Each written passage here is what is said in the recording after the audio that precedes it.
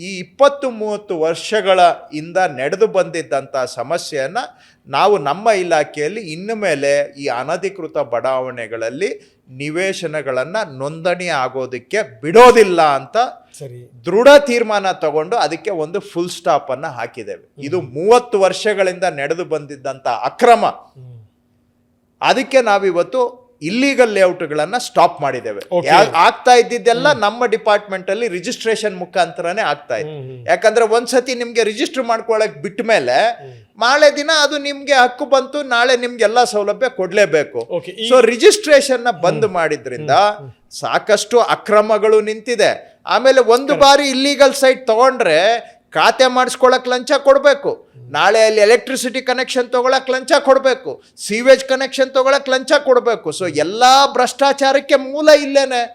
So ಅನಧಿಕೃತ ಬಡಾವಣೆಯನ್ನೇ ನಿಲ್ಸಿದ್ರೆ ಇದು clean up ಆಗುತ್ತೆ ಅನ್ನೋ ಕಾರಣದಿಂದ ಬಹಳ ಟಫ್ ಡಿಸಿಷನ್ ತಗೊಂಡ್ವಿ. ಅದ್ರ ಪರಿಣಾಮ ಇವತ್ತು ನನ್ನ ಮೇಲೆ ನಾನಾ ರೂಪದಲ್ಲೂ ಕೂಡ ಆಗ್ತಾ ಇದೆ. ಆದ್ರೆ ನಿಲ್ಸಿದೀವಿ. ಇನ್ ಯಾವುದೇ ಕಾರಣಕ್ಕೂ ರೆವಿನ್ಯೂ ಪ್ಲಾಟ್ಗಳು ರಿಜಿಸ್ಟರ್ ಇನ್ಮೇಲೆ ಆಗೋದಿಲ್ಲ. ಇದನ್ನ ನಿಲ್ಸಿದೀವಿ ನಾವೀಗ.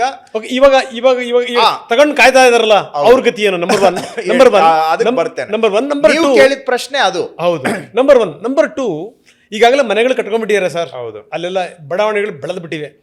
ಅವುಗಳನ್ನು ಹೆಂಗ್ ಸರಿ ಮಾಡ್ತೀರಿ ಈಗ?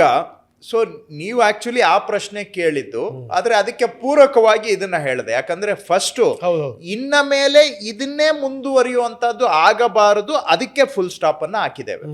ಆದ್ರೆ ಈಗ ಆಗ್ಬಿಟ್ಟಿದಾವೆ, ಸೈಟ್ಗಳು ಕೊಂಡ್ಕೊಂಡ್ಬಿಟ್ಟಿದ್ದಾರೆ, ಮನೆಗಳನ್ನ ಕಟ್ಕೊಂಡ್ಬಿಟ್ಟಿದ್ದಾರೆ.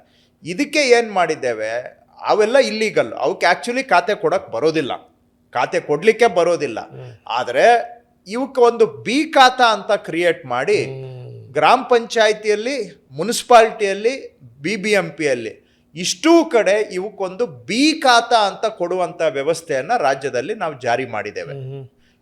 ನೀವು ಕ್ರಯಪತ್ರ ಮಾಡ್ಕೊಂಡಿದ್ರೆ, ಕ್ರಯಪತ್ರ ನಿಮ್ಮ ಹತ್ರ ಇದ್ರೆ, ಅಂಡ್ ಅದು ಸರ್ಕಾರಿ ಜಮೀನು ಅಲ್ಲ ಅಂತ ಆದ್ರೆ, ಖಾಸಗಿ ಜಮೀನು ಇರ್ಬೇಕು. ಯಾಕಂದ್ರೆ ಗೌರ್ಮೆಂಟ್ ಲ್ಯಾಂಡ್ ಅಲ್ಲಿ ಯಾರಿಂದನೋ ನೀವು ಕ್ರಯ ಮಾಡ್ಕೊಂಡ್ಬಿಟ್ರೆ ಅದಕ್ಕೆಲ್ಲ ಖಾತೆ ಕೊಡೋಕ.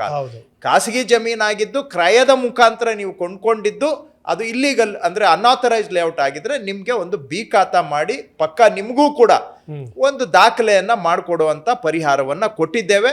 ರಾಜ್ಯಾದ್ಯಂತ ಇದು ರೋಲ್ ಔಟು ಕೂಡ ಆಗಿದೆ, ಮುನ್ಸಿಪಾಲ್ಟಿಗಳಲ್ಲಾಗಿದೆ, BBMPಯಲ್ಲಾಗಿದೆ, ಗ್ರಾಮ ಪಂಚಾಯಿತಿಯಲ್ಲಿ ಈಗ ಆರಂಭ ಮಾಡಿದ್ದೇವೆ. ಸೊ ಅವ್ರಿಗೂ ಕೂಡ ಒಂದು ಖಾತೆ ಮಾಡಿಕೊಡ್ತೇವೆ.